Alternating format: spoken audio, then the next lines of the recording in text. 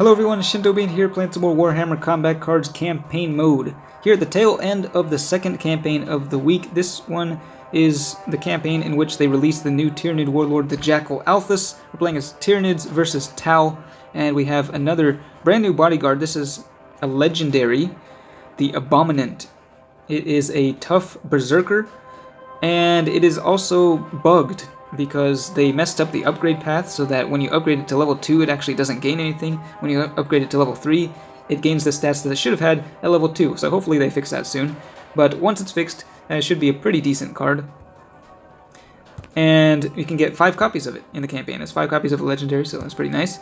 I've been playing as nothing but the Jackal Alphas, just testing the limits of this new warlord, and it's been performing very well. Been able to defeat compositions with cards that are much higher level than what I have, but I have not been able to get past level 30. I really wanted to show you a level 30 match. I got pretty close to beating it once, but got knocked out by a max level long strike. So we're just going with the level 28 AI here, and this is the composition I'm running. I've taken out many of the Genestealer Cults cards, of course, now that we've got the missions out of the way. But just go through them really quickly. We've got the Exocrine, the Hive Crone, and then for Barrage we've got the Biovore and Hive Guard. We've got this Tyranid Warrior in here, and then the Kelomorph with target acquired, the Calamivus with Inspiring Presence. He can buff up your attack power, and then the Gargoyle with Endless. So let's go ahead and deploy and see how we do against this level 28 AI. Now there are 4 options. 4 warlords that we can face when playing against the Tau, and some are a lot harder than others. I think Aunva is actually the most difficult one because his special rule greatly increases the efficiency of all of his bodyguards. However, this time we are up against Shadow Sun. Now, Shadow Sun is quite strong, and this one's at level 10, but fortunately her special rule does not actually help her throughout much of the battle. So all we have to do is take out the bodyguards and get the enemy warlord on the field, and then we can use the Jackal Alphas, her trait Deadshot, to target the enemy warlord and focus her down in one turn. At least that is what I'm hoping to do. We'll see if that actually works. So I'm deploying the Hive Guard and then the Gargoyle. That is a max level card right there, level 14 Crisis Battle Suit with Big Game Hunter. Fortunately, I don't really have to worry about the trait, as we don't have too much big game in here. Let's see, I think we're going to go with this guy, the Tyranid Warrior, and we'll see what the next unit is. Already they have a buffed ranged attack. They've got the Pathfinder deploying here. That'll be shooting the Hive Guard with its precision shot. And with Tau, Tau are just able to constantly buff their ranged attack. So that can be pretty troublesome. They deal a ton of damage, and you have to kind of either make a choice, whether you want to attack on your turn or just ready and let them attack first. Sometimes it's better, I think often actually, it's better to ready when facing a ranged deck like this.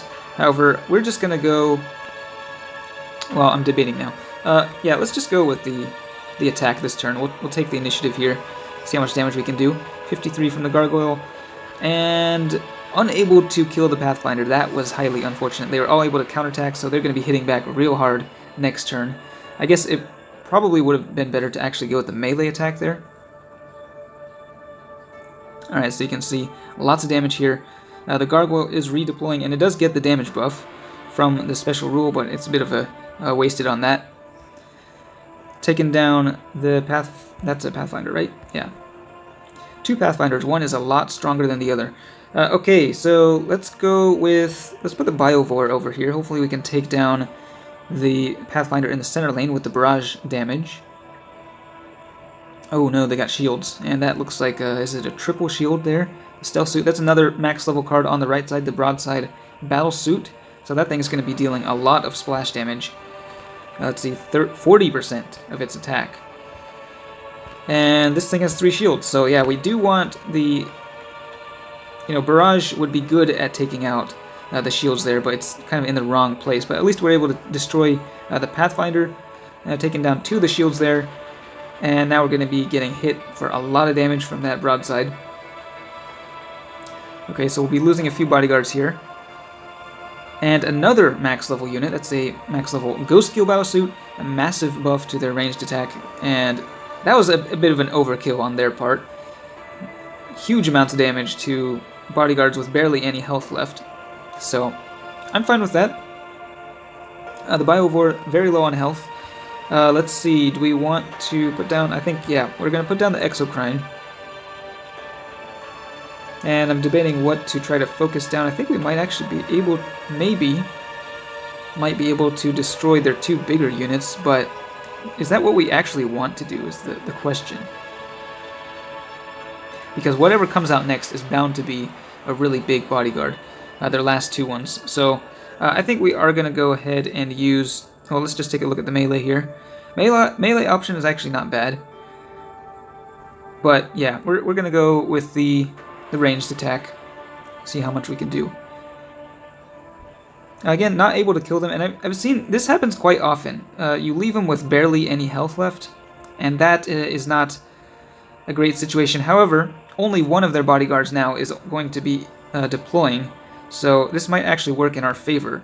Rather than bringing out two really big bodyguards, if you can just bring out one, and then hopefully with a counterattack we can take out these guys. I guess there's Long Strike right there.